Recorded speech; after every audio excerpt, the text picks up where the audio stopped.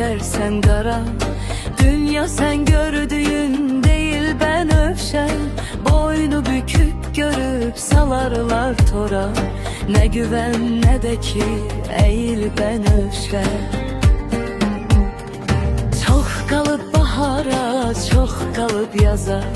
Kövrek kanadların düşer ayaza.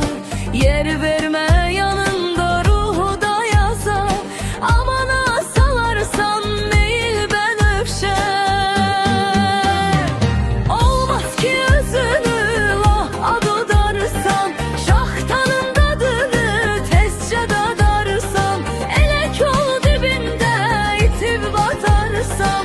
Məğrur ol metin ol sayıl ben öpşen. Yetirir bu torpaq min bir gül çiçek. Bəzən vaxtsız solur bir yarpaq ləçək. Sənə dil uzadar hər ağzı göyçək. Qəflət yuxusundan ayıl ben öpşən. Sən qızıl gönçəsən hələ tərtəzə. Ömrünə bir bahar gələr gizlicə. Sevilip seçilip əzizlənincə. Olarsan bir hayıl mayıl ben öpşen. Olmaz ki özünü lah onu darsan. Şahkalın dadını tezce dadarsan. Elek ol dibinde itib batarsan. Məğrur ol metin ol sayıl ben öpşen.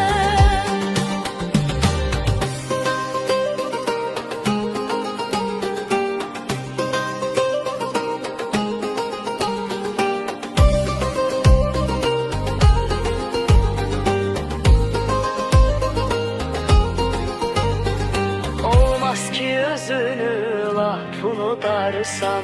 Şıhkanın dadını tezce dadarsan. Elek ol dibinde itib batarsan. Məğrur ol metin ol sayıl ben öpşen. Olmaz ki özünü lah bunu darsan.